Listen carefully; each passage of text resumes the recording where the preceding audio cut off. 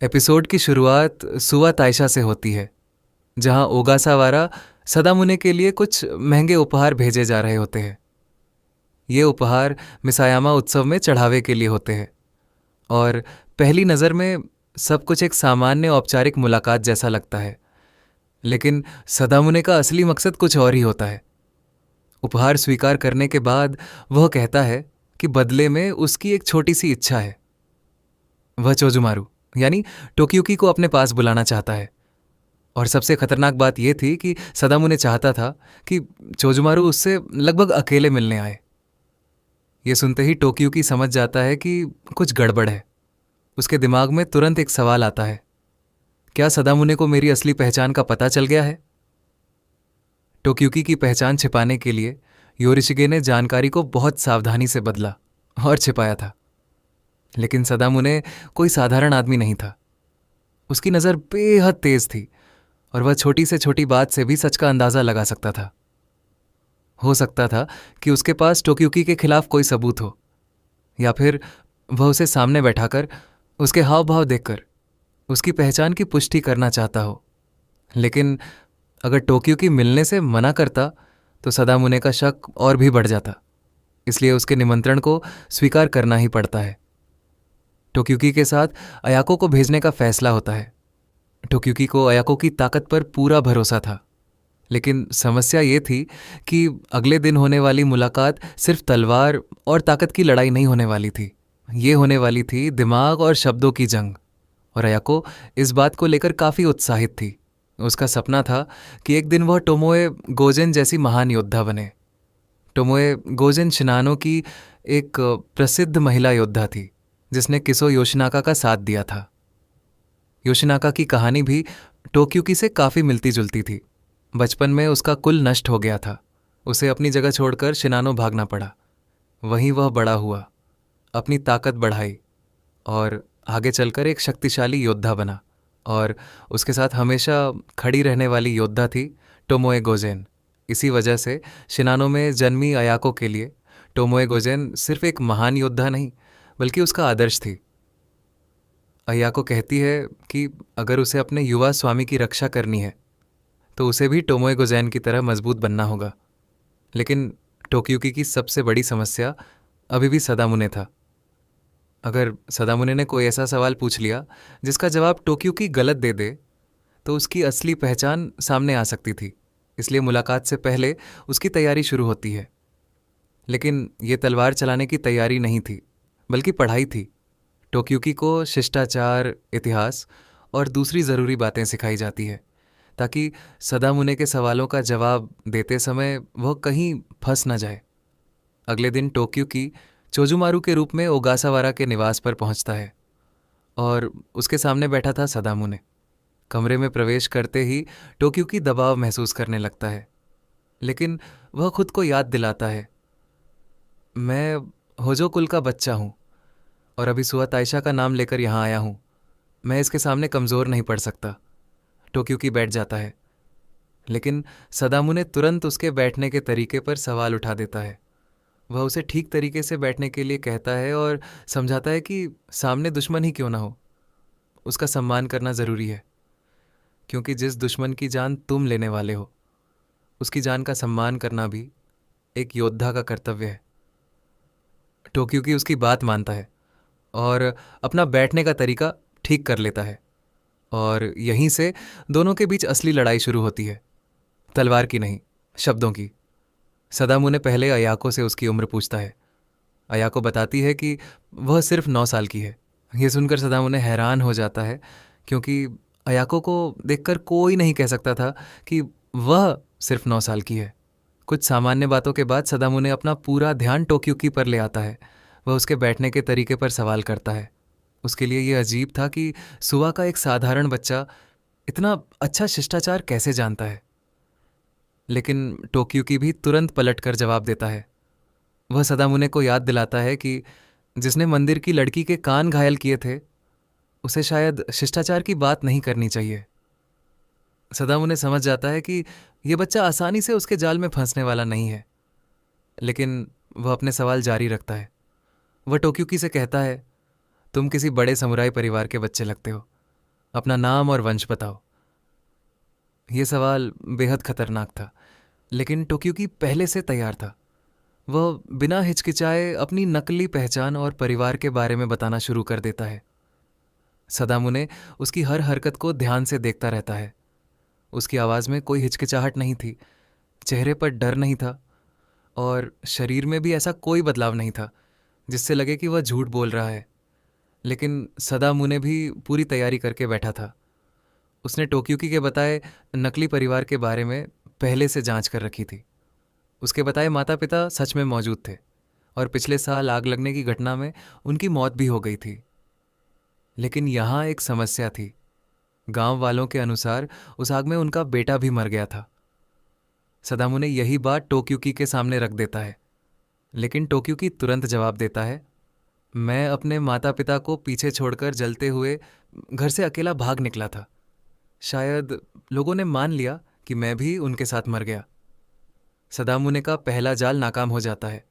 अब वह दूसरा सवाल उठाता है, कोजिरो और अयाको का। सदामुने को पता चल चुका था कि कोजिरो नेजू कुल से जुड़ा हुआ है और अयाको मोचिजुकी कुल से। दोनों ऐसे प्रतिष्ठित परिवारों से आते हैं जो लंबे समय से शिनानो में मौजूद है। तो फिर इतने बड़े परिवारों के बच्चे छोजुमारू जैसे एक साधारण लड़के को अपना स्वामी क्यों कहते हैं? लेकिन टोक्यूकी के पास इसका भी जवाब था। वह कहता है, जब हम पहली बार मिले थे तब हमने पकड़म पकड़ाई का खेल खेला था। मैं जीत गया, इसलिए ये लोग मजाक में मुझे अपना स्वामी बुलाते हैं। वह आगे कहता है कि ये सिर्फ बच्चों का खेल है और भविष्य में जब वे किसी असली स्वामी की सेवा करेंगे तब तक इसे अभ्यास समझ सकते हैं। फिर टोक्यूकी उल्टा सदामुने से पूछ लेता है, आप जैसे महत्वपूर्ण आदमी को बच्चों के खेल की इतनी चिंता क्यों है? ये सुनकर सदामुने समझ जाता है कि टोक्यूकी धीरे धीरे बदल रहा है। जब वह कमरे में आया था तब उसके अंदर डर और घबराहट थी, लेकिन अब वह इस बातचीत का आनंद लेने लगा था। सदामुने जितना उसे घेरने की कोशिश करता, टोक्यूकी उतनी ही आसानी से जवाब देकर बच निकलता, बिल्कुल वैसे ही जैसे वह युद्ध के मैदान में अपने पीछा करने वालों से बच निकलता है। लेकिन सदामुने ने एक और चाल तैयार कर रखी थी। वह शिंजाबुरो नाम के आदमी को अंदर बुलाता है। शिंजाबुरो कई सालों तक कामाकुरा में रह चुका था और उसका दावा था कि उसने चोजुमारू को पहले भी कामाकुरा में देखा है। यह सुनते ही स्थिति गंभीर हो जाती है। अगर टोक्यूकी के चेहरे पर थोड़ी सी भी घबराहट दिखाई देती तो सब कुछ खत्म हो सकता था। सदामुने उसकी हर छोटी प्रतिक्रिया को ध्यान से देख रहा था, लेकिन टोक्यूकी तुरंत समझ जाता है कि यह सिर्फ एक झूठा दावा है। होजो परिवार का वारिस होने के कारण वह कामाकुरा में ऐसी जगहों पर खुलेआम नहीं घूमता था जहां कोई साधारण आदमी उसे आसानी से पहचान सके, और खतरे के समय इस्तेमाल करने के लिए उनके पास कई गुप्त रास्ते भी मौजूद थे। इसलिए टोक्यूकी पूरे आत्मविश्वास के साथ शिंजाबुरो के दावे को झूठा बता देता है। वह उल्टा सवाल करता है, क्या ओगासावारा परिवार ने सुवा के पास एक झूठे आदमी को संदेशवाहक बनाकर भेजा है? टोक्यूकी के इस जवाब के बाद सदामुने शिंजाबुरो को वापस भेज देता है। उसका एक और हमला नाकाम हो चुका था, लेकिन सदामुने का शक अभी भी खत्म नहीं हुआ था। तभी वहां एक और आदमी पहुंचता है, इचिकावा, और अब टोक्यूकी की मुश्किल कई गुना बढ़ जाती है। सदामुने की आंखें असाधारण रूप से तेज थीं, वहीं इचिकावा की सुनने की शक्ति बेहद जबरदस्त थी। अगर दोनों मिलकर टोक्यूकी से सवाल करते तो सदामुने उसके चेहरे के हाव भाव पढ़ सकता था और इचिकावा उसकी आवाज़ और दिल की धड़कन तक सुन सकता था। ऐसी स्थिति में झूठ बोलना लगभग असंभव था। अब सदामुने पहली बार साफ साफ बताता है कि उसे शक था कि चोजुमारू असल में होजो कुल का बचा हुआ सदस्य हो सकता है, और अब वह अपना आखिरी और सबसे खतरनाक सवाल पूछने वाला था। कमरे का तनाव अपने चरम पर पहुंच चुका था। सदामुने टोक्यूकी के चेहरे के बेहद करीब आ जाता है। वह उसकी आंखें और चेहरे के भाव देख रहा था, वहीं इचिकावा उसकी आवाज़ और दिल की धड़कन सुनने के लिए तैयार था। बस एक गलत प्रतिक्रिया और टोक्यूकी की असली पहचान सामने आ जाती। सदामुने सवाल शुरू करता है, क्या तुम होजो, लेकिन तभी धड़ाम बाहर अचानक संगीत और जोरदार शोर शुरू हो जाता है। और इसके पीछे थी अयाको। अयाको ने पूरी स्थिति समझ ली थी। अगर सदामुने की आंखें और इचिकावा के कान एक साथ काम करते रहे तो टोक्यूकी का बचना मुश्किल था। इसलिए उसका उपाय बहुत सीधा था, दोनों में से किसी एक की शक्ति को बेकार कर दो। अयाको अचानक संगीत बजाना शुरू कर देती है और वहाँ का पूरा माहौल किसी उत्सव जैसा बना देती है। लोग नाचने लगते हैं। संगीत और शोर इतना बढ़ जाता है कि इचिकावा के लिए टोक्यूकी की आवाज़ और दिल की धड़कन ठीक से सुनना मुश्किल हो जाता है। सदामुने गुस्से में बाहर आकर कहता है, ये क्या हो रहा है? मैं एक ज़रूरी बातचीत के बीच में हूँ। लेकिन अयाको बड़ी मासूमियत से जवाब देती है, मुझे लगा आप बच्चों के साथ मज़ेदार बातचीत कर रहे हैं, इसलिए हमने सोचा कि माहौल को थोड़ा और खुशहाल बना देते हैं। साथ ही टोक्यूकी को वापस लौटने में देर हो रही थी। अगर वह और देर करता तो सुवा के योद्धा उसे लेने के लिए वहाँ पहुँच सकते थे। सदामुने के पास ज़्यादा समय नहीं बचा था। उसकी आंखें और इचिकावा के कान, दोनों का खतरनाक मेल अयाको ने तोड़ दिया था। आखिरकार सदामुने टोक्यूकी को जाने की अनुमति दे देता है, लेकिन उसका शक पूरी तरह खत्म नहीं हुआ था। सदामुने ने टोक्यूकी के अंदर एक बहुत अजीब बात देखी थी। ये बच्चा अच्छी बात को बिना किसी अहंकार के स्वीकार करता था। जब सदामुने ने उसे ठीक तरीके से बैठने के लिए कहा तो टोक्यूकी ने बिना बहस किए उसकी बात मान ली। और उसके बाद चाहे सदामुने ने उस पर कितना भी दबाव बनाया, टोक्यूकी ने अपना बैठने का तरीका नहीं बदला। उसके अंदर की यही मासूमियत सदामुने के शक को और भी अजीब बना रही थी। टोक्यूकी इस मुश्किल से बच चुका था और इसमें सबसे बड़ी भूमिका अयाको की थी।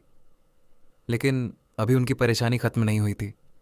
बाहर एक योद्धा अयाको और बाकी बच्चों से गुस्से में भिड़ जाता है। उसे लगता है कि इन बच्चों ने सिर्फ अपनी बातों और करतबों से उसके स्वामी के सामने उसकी इज्जत कम कर दी है। वह अपनी नागिनाता निकालता है और अयाको को चुनौती देता है। अयाको के पास कोई तय हथियार नहीं था, लेकिन यही उसकी सबसे बड़ी खासियत थी। वह कहती है कि लड़ाई में हथियार क्या है, इससे कोई फर्क नहीं पड़ता।